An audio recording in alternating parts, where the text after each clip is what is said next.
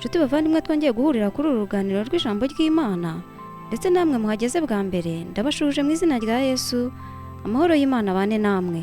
Nejejwe no kubana namwe muri uyu mwanya kugira ngo dukomeze twumve icyo Imana iduhishurira mu kuri kw'ijambo ryayo. Mbahaye ikaze.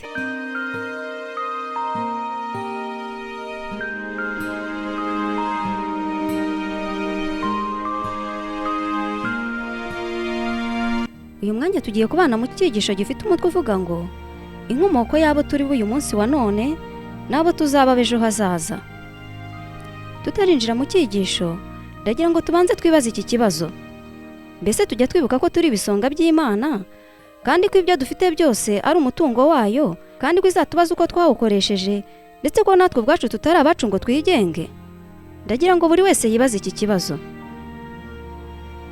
Tumaze kwibaza iki kibazo cyadufasha kwibuka ko turi ibisonga by'Imana, ndagira ngo twite ku mugani uboneka muri Matayo 25 umurongo wa 14 kugeza 30.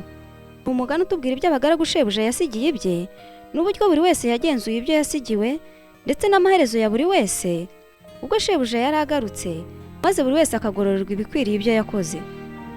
Muri uyu mugani turabonamo abagaragu babiri beza bakiranuka n'ingororano yabo. Aha tubonamo umugaragu wahawe itarani 5 akazigenzura agakuramo izindi 5, ndetse n'umugaragu wahawe itarani 2 nawe akazigenzura agakuramo izindi. Maze ubwo shebuja yari agarutse akamumurikira izo yabasigiye ndetse n'inyungu zazo.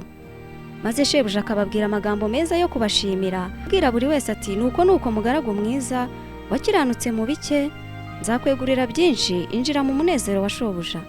Ariko tubonamo n'umugaragu mubi, umugaragu watabye itarano yari yasigiwe. Ubwo shebuja yari agarutse ko ntacyo amaze, ndetse ategeka ko bamujugunya mu mwijima hanze. Nshuti bavandimwe, ndagira ngo nitwumve iby'uyu mugani ntutugire ngo biciriye aha. Bajya bavuga ngo umugani ugana kariho. Akaba ariyo mpamvu ngira ngo tumenye ko uyu mugani werekeza ku bizaba ubwo Yesu Kristo azaba agarutse, buri wese agahemberwa ibyo yakoze. Mbese urifuza kuzahagarara mu mwanya w'abagaragu beza bakiranuka nk'uko nanjye mbikwifuriza? Ari nayo mpamvu ngira ngo munyemerere tujyane muri iki cyigisho kugeza gishoje, kugira ngo tumenye kandi dusobanukirwe ko twahagarara mu mwanya w'abagaragu beza kandi bakiranuka, kugira ngo tuzagire iherezo ryiza nk'iry'abagaragu beza bagize.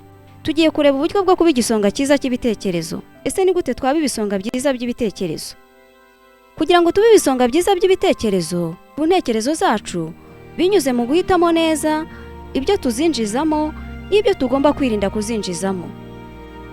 Ibi bishatse kuvuga ko tugomba guhitamo neza ibyo tureba n'ibyo twumva. Tugiye kureba urugero rw'abantu b'intwari dusanga muri Bibiliya, turebe n'uburyo babaye ibisonga byiza by'ibitekerezo byabo.